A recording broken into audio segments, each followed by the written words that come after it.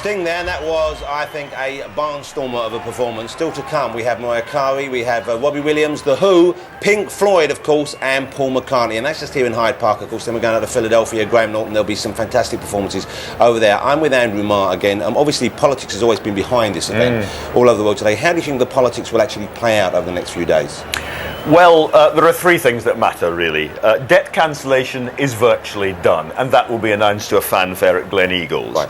Aid, remember, Africa's had a vast quantity of aid over the past 30 years or so, and in many cases it's got poorer, life expectancy's gone down. That's partly because bad governance, corruption, wars, all of that. But nonetheless, there will be a deal on aid. It will be a big $25 billion a year extra headline figure. The real argument is about how quickly these countries get it. Right.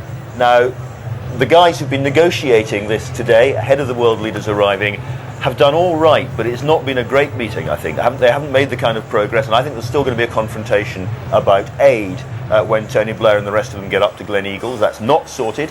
The final bit is trade, and I think they will fail on trade. Trade is about allowing Africa to earn its living, and not simply, if you like, living on welfare. That's the hard bit. That's not getting very far.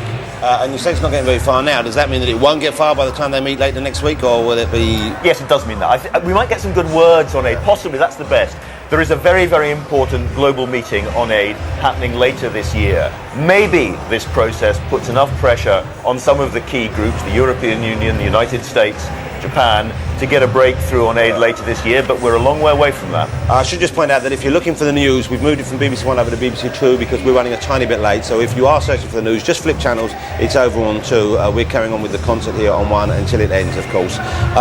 Andrew, I mean, that's kind of, I guess that's good news. There's progress being made, probably not what a lot of people are hoping for, though. It's two-thirds of good news, probably, so far as the campaigners are concerned. So can I ask you, though, does that mean that if you don't get the final third, that the two-thirds are essentially wasted? Really, you need the whole package, don't you, for this to actually affect the kind of change that people are hoping for? Well, a lot of people say you need that, and you need much better government, much better politics right across Africa. It's not just the politicians that the campaigners here are focusing on at the G8, it's African politicians who've got to start to put their own houses in order. Now, the aid matters. The aid will save a lot of lives in the end, particularly when it's targeted on things like mosquitoes and AIDS and all those specific issues.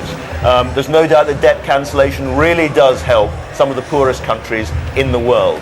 But nobody should come away from this thinking that Make Poverty History, it's a great concert, there's one meeting, it's a tick in the box, and that's it. It's a very long, difficult process. There's no simple answer to a situation which is by any means simple. Certainly isn't. Okay, we're going to go downstairs now because Joe has the Scissor Sisters. They delivered one of the big crowd-pleasing sets of the evening here, so I'm going to hand you down to Joe.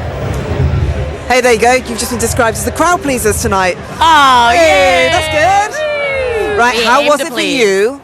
Incredible, absolutely amazing. It was a lot of fun. Biggest audience you've ever played to? Absolutely, absolutely. So, yeah, possibly ever will. Yeah, this is the pinnacle. How does it feel when you walk out onto the stage and see that before you? It's too many people to actually fit in your eyes, so you just, I go to my happy place, which is the old drag club I used to perform at in San Francisco, and I just pretend I'm back on a stage made of beer boxes, and all my friends are out watching me. So, all the people that we're speaking to now are saying when you come off stage, the adrenaline is pumping so much, you just want to get on there and do a full set. Is that what it was like for you? Yeah, I came off and I was like, let's go again, let's do it again. Yeah, it was. I think I might have spent all my energy out there.